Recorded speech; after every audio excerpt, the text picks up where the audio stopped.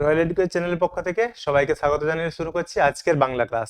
বাংলা ক্লাসে দেখো আমরা নিয়মিত তোমাদের ক্লাস 10-এ যারা পড়ছো, যারা 2027-এ মাধ্যমিক দেবে তাদের জন্য তোমাদের যে রায় মার্টিন প্রশ্ন বিচিত্রা রয়েছে তার প্রত্যেকটা বাংলার যে প্রত্যেকটা সাবজেক্টেরই বলবো যে তোমাদের প্রশ্ন বিচিত্রায় যে স্কুলগুলো রয়েছে তার আমরা আলোচনা করছি। তো আমরা বাংলাতে আলোচনা করে ফেলেছি এর আগে 6 নম্বর স্কুলটি পর্যন্ত। আজ আমরা 7 নম্বর স্কুলটা আলোচনা করব। তো দেখো 7 নম্বর স্কুলে যে প্রশ্নটা রয়েছে সেই প্রশ্নপত্রটির আলোচনায় চলে যাচ্ছি, আর দেখতে থাকো, সঙ্গে জুড়ে থাকো এবং ভিডিওটা শেষ পর্যন্ত দেখো, কারণ প্রত্যেকটা প্রশ্নের উত্তরের সঙ্গে সঙ্গে আমরা আরো এক্সট্রা অনেক প্রশ্ন আলোচনা করে থাকি, তাই দেখলে 20-30 মিনিটের একটা ভিডিও হবে। যদি তোমরা পুরোটা দেখো তাতে কিন্তু অনেক প্রশ্নের উত্তর তোমরা পেয়ে যাচ্ছ। তো বেশি কথা বাড়াচ্ছি না, চলে যাচ্ছে আলোচনায়। দেখো প্রথম প্রশ্ন কি আছে। প্রথম প্রশ্ন বলা আছে, বিরাগীর ঝোলার ভিতর ছিল। বিরাগীর ঝোলার ভিতর কি ছিল? আচ্ছা, এখানে লিখে দিচ্ছি ক্লাস 10-এ যে তোমাদের এই রায় মার্টিন প্রশ্ন বিচিত্রা 7 নম্বর যে স্কুলটা। বিরাগীর ঝোলার ভিতর কি ছিল? বিরাগীর ঝোলার ভিতর ছিল একটি গীতা, তাই তো? একটি গীতা ছিল। আচ্ছা, আমার বিরাগী বলতে এখানে কে? বহুরূপী গল্পের যে হরিদা যখন বিরাগী ছদ্মবেশ ধারণ করে জগদীশ বাবুর বাড়িতে গিয়েছিল, সে সময় তার ঝোলার ভিতর কি ছিল? একটা গীতা ছিল। আমার অবর্তমানে সমস্ত ভারই তো তোমার। কে? উক্তিটির বক্তা কে? কে বলেছে একথা? একথা বলেছে অফিসের বড় সাহেব। যদি তোমার প্রশ্নটা থাকতো যে আমার অবর্তমানে সমস্ত ভারই তো তোমার, কাকে কথা বলা হয়েছে? এই যে বড় সাহেব, আমি এখানে দিলাম যে উক্তিটির বক্তাকে। উক্তিটির বক্তা হলেন বড় সাহেব। যদি বলা হতো কাকে কথা বলা হয়েছে, তখন কি উত্তর হতো? তোমরা এটা কমেন্ট করে জানাও তো, কাকে কথা বলা হয়েছে। এর মধ্যেই কিন্তু উত্তরটা রয়েছে, তাই তো? তোমরা জানো, যারা জানো তারা অবশ্যই কমেন্ট করে জানাও যে কাকে, এই যে বড় সাহেব কাকে কথা বলেছেন। ঠিক আছে, পরের প্রশ্নে চলে যাচ্ছি। তবু তারে রাখে পদাশ্রয় জুতনাথ। জুতনাথ পদাশ্রয় রাখে, কাকে পদাশ্রয় রাখে? দেখো, ব্রততিকে। কাকে? ব্রততিকে। পরের প্রশ্ন, সপ্ত ঋষির সমাহার। সপ্তর্ষি সমাহার বা সমষ্টি কোন সমাসের বৈশিষ্ট্য? সবাই জানো দ্বিগু সমাসের বৈশিষ্ট্য হচ্ছে সমাহার। আমরা জানি দ্বিগু সমাসকে দুভাগে ভাগ করি, একটা হচ্ছে তদ্ধিতার্থক দ্বিগু এবং একটা হচ্ছে সমাহার দ্বিগু, তাই তো? তো সেখানে সমাহার বা সমষ্টি অর্থটা প্রকাশিত পেয়ে থাকে। যেমন ধরো, দুই গরুর সমাহার দ্বিগু, হ্যাঁ, পঞ্চভূতের সমাহার, সপ্ত অহের সমাহার, সপ্তাহ, এইগুলো হচ্ছে দ্বিগু সমাসের উদাহরণ। কারণ কি, সেখানে সমাহার বা সমষ্টি অর্থটা প্রকাশ পেয়ে থাকে। পরের প্রশ্ন দেখো, উপমেয় ও উপমানের মধ্যে অভেদ কল্পনা করা হয় কোন সমাসে? কোন সমাসে? রূপক কর্মধারয় সমাসে। তোমরা জানবে এটা যে উপমেয় ও উপমানের মধ্যে অভেদ কল্পনা করা হয় শুধুমাত্র রূপক কর্মধারয় সমাসে। তাহলে এখানে আমরা 5টা এমসিকিউ প্রশ্ন ছিল সেগুলো আলোচনা করে ফেললাম। এবার চলে যাব 2-এর দাগে। দেখো 2-এর দাগের প্রশ্নগুলো কি রয়েছে। 2-এর দাগে রয়েছে এসিকিউ প্রশ্নগুলো। দেখো, এবার মহানিশার শেষে কোন দৃশ্য দেখা যাবে? এই জন্যই তোমাদেরকে বলি যে প্রত্যেকটা কবিতা যখন পড়বে, কবিতার আগের পরের লাইনগুলো যেন হুবহু মুখস্থ না হলেও যেন আগের লাইনটা বললে পরেরটা, পরেরটা বললে আগেরটা মনে চলে আসে তোমাদের। এখানে যদি তুমি লাইনটা মনে রাখো তাহলে কিন্তু এর উত্তরটা তুমি লিখতে পারবে। এবার মহানিশার শেষে কোন দৃশ্য দেখা যাবে? কি বলা আছে? এবার মহানিশার শেষে আসবে উষা অরুণ হেসে। তাহলে উষার দেখা মিলবে, অরুণ হেসে আসবে, উষা অরুণ হেসে। ঠিক আছে, তার জন্যই কবিতার লাইনগুলো তোমাদেরকে মনে রাখতে হবে। বিদায় এবে দেহ বিধুমুখী। বিধুমুখী কে? বিধুমুখী এখানে কে? বিধুমুখী হচ্ছে ইন্দ্রজিতের স্ত্রী প্রমীলা। কে হবে? ইন্দ্রজিতের স্ত্রী প্রমীলাই হচ্ছে এখানে বিধুমুখী। আচ্ছা, তারপর দেখো, সন্ধি এবং সমাসের মধ্যে দুটি পার্থক্য নির্দেশ করো, তাই তো? সন্ধি এবং সমাসের পার্থক্য কি হবে?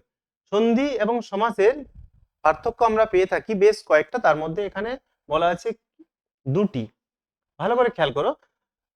সন্ধিতে কি হয়? সন্ধিতে বর্ণ বা বর্ণগুচ্ছের মধ্যে মিলন ঘটে। সমাসে কি হয়? সমাসে পদের সঙ্গে পদের মিলন ঘটে। আবার বলছি, তোমরা খাতায় লিখে নিতে পারো। সমাসে পদের সঙ্গে পদের মিলন ঘটে, সন্ধিতে বর্ণের সঙ্গে বর্ণের মিলন ঘটে। 1 নম্বর গেল। 2 নম্বর কি? 2 নম্বর হচ্ছে সমাসে যে দুটি বর্ণ বা বর্ণগুচ্ছের মিলন ঘটবে তাদের মধ্যে পরস্পর সম্পর্ক থাকতে হবে এমন কোনো মানে নেই। কিন্তু সমাসে কি হবে? সমাসে দুটো পদের যে মিলন ঘটবে সেই দুটো পদের কিন্তু অবশ্যই কি থাকতে হবে? একটা একটা সম্পর্ক থাকতে হবে, দুটি পদের অর্থেরই একটা সম্পর্ক থাকতে হবে। ঠিক আছে, পরের প্রশ্ন 2-এর 4-এ চলে যাচ্ছে। দেখো, নিত্য সমাস কাকে বলে? নিত্য সমাস কাকে বলে? যে সমাসে যে সমাসে নিত্য অর্থাৎ সব সময় সমস্যমান পদগুলো সমাসবদ্ধ থাকে, তাই এর ব্যাসবাক্য নির্ণয় করা যায় না। এর ব্যাসবাক্য নির্ণয় করা যায় না। এবং যদিও আমরা ব্যাসবাক্য নির্ণয় করতে যাই, তাহলে কি করতে হয়? নতুন কোনো পদ নিয়ে আসতে হয়। তাই একে আমরা কি বলি? নিত্য সমাস বলে থাকি। আবার বলছি, নিত্য সমাস কাকে বলে? যে সমাস নিত্য বা সব সময় সমস্যমান পদগুলো সমাসবদ্ধ থাকে, তাই একে কি করা যায় না? ব্যাসবাক্য নির্ণয় করা যায় না। ব্যাসবাক্য নির্ণয় করতে গেলে নতুন কোনো পদ নিয়ে আসতে হয়, তাই একে আমরা নিত্য সমাস বলে থাকি। 2-5 দেখো কি আছে। অপূর্ব রাজি হইয়াছিল। অপূর্ব কোন বিষয়ে রাজি হয়েছিল? অপূর্ব কোন বিষয়ে রাজি হয়েছিল? মনে পড়ছে তোমাদের? অপূর্ব যখন রামদাসের সঙ্গে আম, খেতে বসতো, সেই সময় রামদাসের স্ত্রী অপূর্বকে স্বনির্বন্ধ অনুরোধ করেছিল। কি অনুরোধ করেছিল? যে যতদিন না তোমার বাড়ির মাতা বা অন্য কোনো স্ত্রী এসে এখানে থাকছে, ততদিন পর্যন্ত কি করবে? ততদিন পর্যন্ত এই ভগিনীর হাতের মিষ্টান্ন, সামান্য মিষ্টান্ন তোমাকে গ্রহণ করতে হবে। হুম। এই যে বোনের হাতের মিষ্টান্ন গ্রহণ করতে হবে যতদিন না বাড়ির কোনো আত্মীয় বা নারী বা মা এসে থাকছে, ততদিন পর্যন্ত, এই অনুরোধটা, রামদাসের স্ত্রীর এই অনুরোধটি অপূর্ব গ্রহণ রাজি হয়েছিল। এই অপূর্ব এই অনুরোধে রাজি হয়েছিল। বোঝা গেল? পরের প্রশ্নে চলে যাচ্ছি, দেখো। এ মায়াপিত বুঝিতে না পারি। এ মায়াপিত বুঝিতে না পারি। বক্তা কে? কোন মায়া সে বুঝতে পারছে না? এ মায়াপিত বুঝিতে না পারি, এখানে বক্তা হচ্ছে কে? ইন্দ্রজিৎ, তাই তো? কে? ইন্দ্রজিৎ। এই যে ইন্দ্রজিৎ, ইন্দ্রজিৎ কোন মায়া বুঝতে পারছে না? সে কোন মায়া বুঝতে পারছে না? কোন মায়া বুঝতে পারছে না? সে রাঘবকে হত্যা করে কোথায় গিয়েছিল? প্রমোদ কাননে চলে গিয়েছিল। এবারে হঠাৎ করে সে শুনতে পেয়েছে, ধাত্রীর ছদ্মবেশে দেবী লক্ষ্মী যখন গিয়ে তাকে জানায় যে ঘোরতর রণে হত প্রিয় ভাই তবু বীরবাহু বলি, যখন তোমার ভাই বীরবাহু মারা গিয়েছে এবং তোমার পিতা যুদ্ধে যাওয়ার জন্য প্রস্তুত হচ্ছে, তখন সে সঙ্গে সঙ্গে সেই স্থান ত্যাগ করে কার কাছে চলে আসে? রাবণের কাছে চলে আসে। এবং রাবণের কাছে এসে বলছে, এ মায়াবী তো বুঝিতে না পারি। কোন মায়া? না, ওই যে মরা লোক, মরে যাওয়া মানুষটা কি করে বেঁচে উঠেছে? রাঘবকে সে তো মেরে দিয়ে গিয়েছিল, তাহলে সেই মরা মানুষ কি করে বেঁচে উঠছে? এই ব্যাপারটা সে বুঝতে পারছে না, এই মায়াটা সে বুঝতে পারছে না।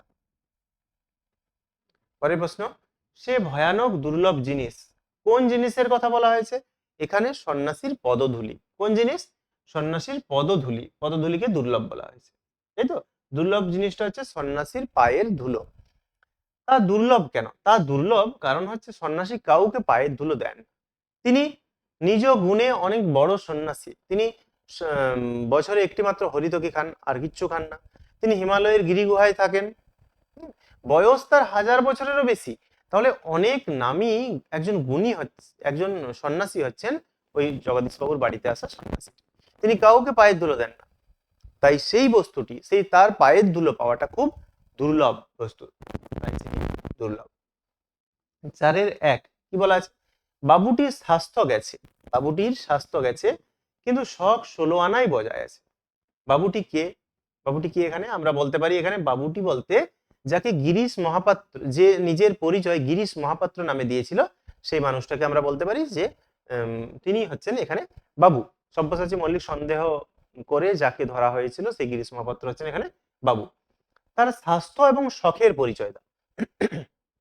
তার স্বাস্থ্য এবং শখটা কি? তার স্বাস্থ্য দেখা যাচ্ছে 30-32-এর অধিক তার বয়স নয়। ফর্সা চেহারা রোদে পুড়ে তামাটে হয়ে গেছে। হুম। আর খুব রুগ্ন। আর শুধুমাত্র তার চোখ দুটি যেন, সেখানে কোনো তল নেই, সেই চোখের মধ্যেই যেন তার প্রাণবিন্দু লুকিয়ে আছে, প্রাণ পাখি লুকিয়ে আছে। স্বাস্থ্য। আর পোশাক কি? পোশাক হচ্ছে এই যে গিরিশ মহাপাত্র, সে কি করেছে? সে চুল, ও আরেকটা ব্যাপার, সে চুলগুলো কান থেকে ঘাট পর্যন্ত সে একেবারে ছোট ছোট করে ছাঁটা। তার ফলে কি হয়েছে? তার ফলে সামনের দিকে তার কিন্তু অজস্র চুল রয়েছে, কিন্তু পেছনে তার চুল নেই বললেই চলে। কান থেকে ঘাড় পর্যন্ত তার চুল নেই বললেই চলে। আবার সে পরেছে কি? সে পরেছে রামধনু রঙের একটা চুড়িদার পাঞ্জাবি। রামধনু রঙের একটি চুড়িদার পাঞ্জাবি পরেছে। আর পায়ে পাম্প শু পরেছে, ফুল মোজা পরেছে। ফুল মোজা পরেছে, সেটাও আবার লাল রঙের এবং সবুজ রঙের এবং লাল ফিতে দিয়ে সেটা বাঁধা। তো আর বাঘ আঁকা একটি রুমাল তার পকেট থেকে বেরিয়ে আছে অর্ধেকটা, মাথায় লেবুর তেলের গন্ধে ভর্তি। এই ছিল তার পোশাকের বর্ণনা, সাজ পোশাকের বর্ণনা। আচ্ছা, 4-2, দেখো 4-2 এখানে প্রশ্নটা কি বলেছে, কাল ভয়ঙ্করের বেশে এবার ওই আসে সুন্দর। কাল ভয়ঙ্কর বলতে কার কথা বলা হয়েছে, তার রূপের বর্ণনা দিয়ে তাকে কেন কাল ভয়ঙ্কর ব্যাখ্যা করা হয়েছে। এই প্রশ্নটার উত্তর আমি এইখানে বলছি না, কারণ কি, কারণ তোমাদের বলে দিচ্ছি।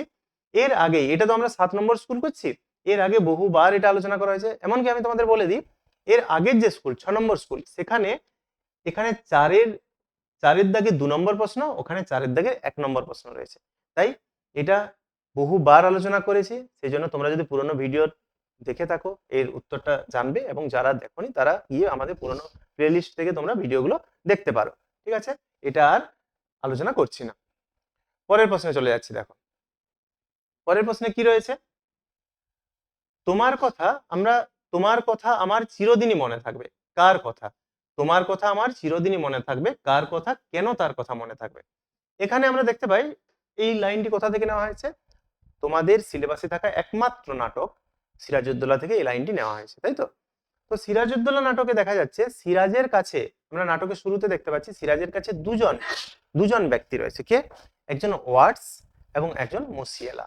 ওয়াটস হচ্ছে ইংরেজদের প্রতিভু, মসিয়েলা হচ্ছে ফরাসিদের প্রতিভু। তো ওয়াটসকে তিনি তাড়িয়ে দেওয়ার পর, তিনি যখন ওয়াটসকে চলে যেতে বলেন, তারপর মসিয়েলা তাকে, সিরাজকে কি করেছেন, মসিয়েলা বলেছেন যে সিরাজ এখন, সিরাজের কাছে তিনি সাহায্য চেয়েছিলেন মসিয়েলা। কেন? কারণ ইংরেজরা তাদের যে ঘাঁটিগুলো সেগুলো দখল করছে, তাই সিরাজের কাছে সাহায্য চেয়েছিলেন। কিন্তু সিরাজ বলছেন যে আমি আমার সেনারা এবং আমার মন্ত্রীরা কেউ যুদ্ধ করতে চাইছে না। কেন? কারণ পূর্ণিয়ার শওকতজঙ্গ এবং এবং কলকাতা জয় করতে গিয়ে তার অনেক লোকক্ষয় এবং অর্থক্ষয় হয়েছে, সেনাও ক্ষয় হয়েছে এবং অর্থ ক্ষয় হয়েছে, তাই তিনি আর যুদ্ধ করতে চাইছেন না। তো এই সময় তিনি ক্ষমা চেয়ে নিলেন কার কাছে? ওই মসিয়েলার কাছে। তখন মসিয়েলা বললেন যে দেখুন, আমি তো চলে যাব, কিন্তু আপনি ভয়ঙ্কর বিপদের মধ্যে রয়েছেন। এই যে তার সিরাজের বিপদের কথা তিনি যখন জানালেন মসিয়েলা, কিসের বিপদ না, ইংরেজরা তার বিপদের মূল কারণ হয়ে উঠেছে। এই কথা তিনি যখন বললেন, তখন সিরাজ বললেন তোমার কথা আমার চিরদিন মনে থাকবে। ঠিক আছে, আর কেন মনে থাকবে? ওয়াটসের কথা কেন মনে থাকবে? কারণ তিনি সিরাজের হিতাকাঙ্ক্ষী ছিলেন, তিনি সিরাজের ভালো চেয়েছিলেন, তাই তিনি এই কথাটি বলেছিলেন। পরের প্রশ্নে চলে যাচ্ছে। দেখো, বাংলার এই দুর্দিনে আমাকে ত্যাগ করবেন না, বাংলার এই দুর্দিনে আমাকে ত্যাগ করবেন না। কাদের উদ্দেশ্যে এই কথা? কোন দুর্দিনের জন্য এই আবেদন করা হয়েছে? আমরা জানি সিরাজউদ্দৌলার বিরুদ্ধে বহু মানুষ কি করেছিল, ষড়যন্ত্র করেছিল, তাই তো? কারা ষড়যন্ত্র করেছিল? ষড়যন্ত্রকারী ব্যক্তিগুলো হচ্ছে জগৎ শেঠ, রায়বল্লভ, রাজা মির্জাফর, এই সমস্ত মানুষগুলো। জগৎ শেঠ, রাজবল্লভ, মির্জাফর, এই সমস্ত লোকগুলো। তো এরা ষড়যন্ত্র করার পর যখন ইংরেজ প্রতিভু ওয়াটসকে তাড়িয়ে দেওয়া হয়, এরাও সভা ছেড়ে চলে যেতে চাইছে।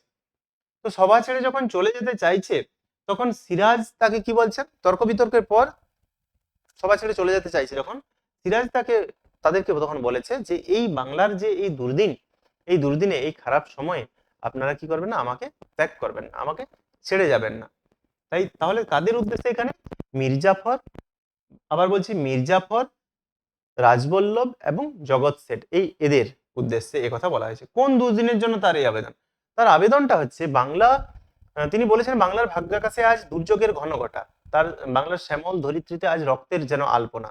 আর যে পলাশির মাঠ, যেখানে লাখো লাখো পলাশ ফুল ফুটে থাকতো, সেখানে আজ কার রক্ত চায় সিরাজ বলতে পারছেন না। তো এই যে দুর্দিন, বাংলার এই যে দুর্দিন, বাংলায় লর্ড ক্লাইভ তার সেনা নিয়ে এগিয়ে আসছে কিসের জন্য? না সিরাজের সঙ্গে যুদ্ধ করার জন্য। সিরাজের সঙ্গে তার শত্রুতা হয়েছে কিসে? না চন্দননগর তারা আক্রমণ করেছিল, সিরাজ কলকাতা আক্রমণ করে কি করেছে না, তাদেরকে ইংরেজদেরকে পরাজিত করে তার নাম আলীনগর রেখেছে। তো এই যে তাদের শত্রুতা, এই শত্রুতার ফলে লর্ড ক্লাইভ তার সেনা নিয়ে সিরাজের দিকে এগিয়ে আসছেন। তার এই দুর্দিনের কথাই এখানে বলা হচ্ছে। এবার আমরা চলে যাচ্ছি, দেখো 6 দাগের যে প্রশ্নগুলো রয়েছে তোমাদের। এখানে কি, এখানে কোনি থেকে তোমাদের দুটো প্রশ্ন রয়েছে। দেখো কোনির কি, কম্পিটিশনে পড়লে মেয়েটা তো আমার পা ধোয়া জল খাবে।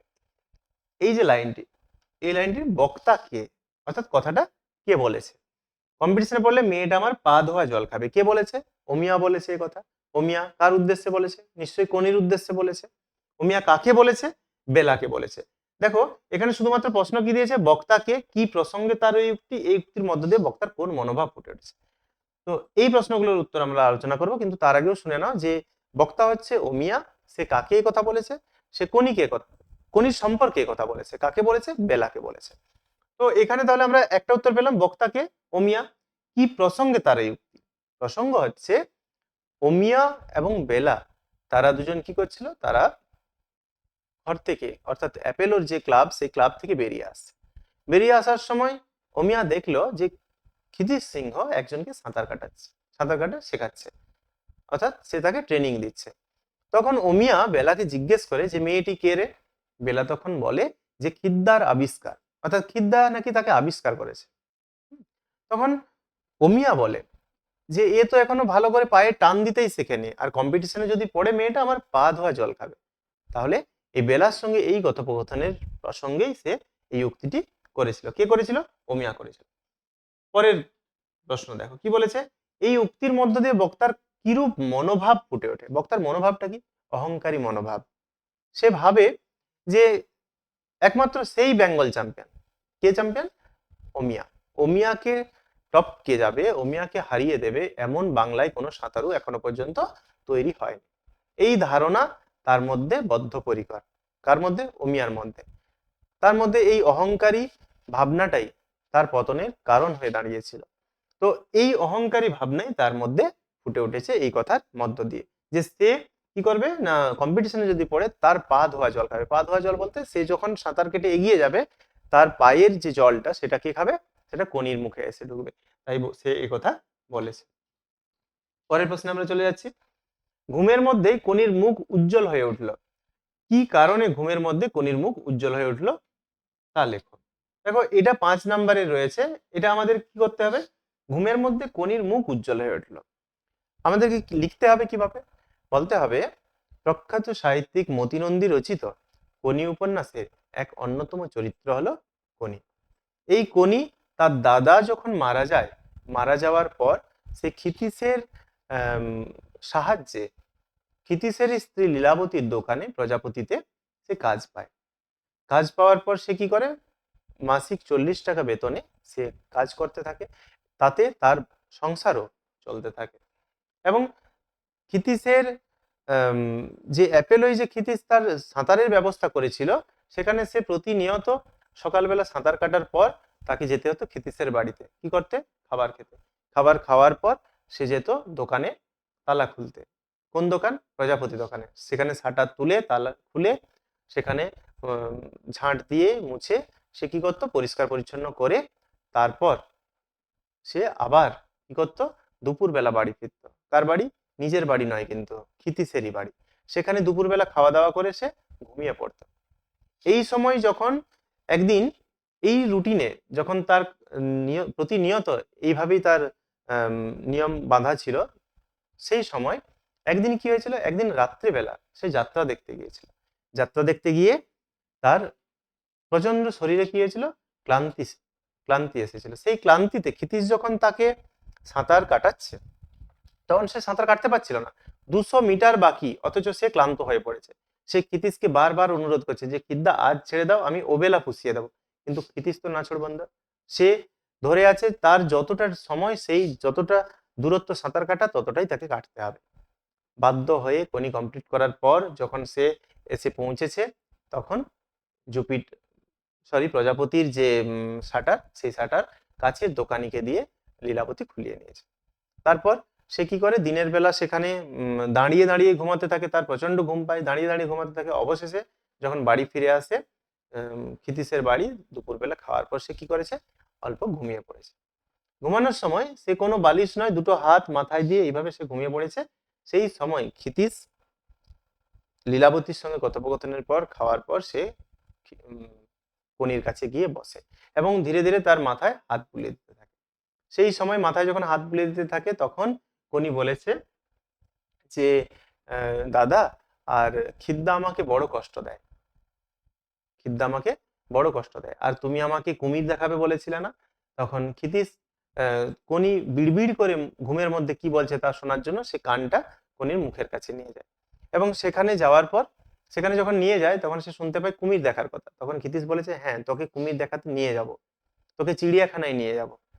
তোকে চিড়িয়াখানায় নিয়ে যাওয়ার পর সেখানে ভিক্টোরিয়াতে ঘোরাবো, সেখানে ব্যান্ডেলে ঘোরাবো, সেখানে ডায়মন্ড হারবার ঘোরাবো, এই সমস্ত জায়গা ঘোরানোর পর তোকে নিয়ে যাব দিল্লি, মুম্বাই, মাদ্রাজ, তারপর তুই যাবি টোকিও, হ্যাঁ, আমেরিকা, হংকং, এথেন্স, এই সমস্ত জায়গাগুলোতে।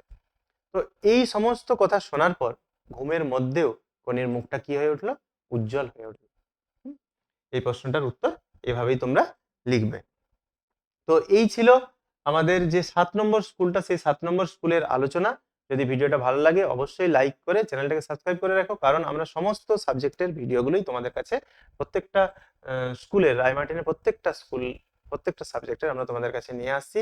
তো ভিডিওটা শেষ পর্যন্ত দেখার জন্য সকলকে অসংখ্য ধন্যবাদ।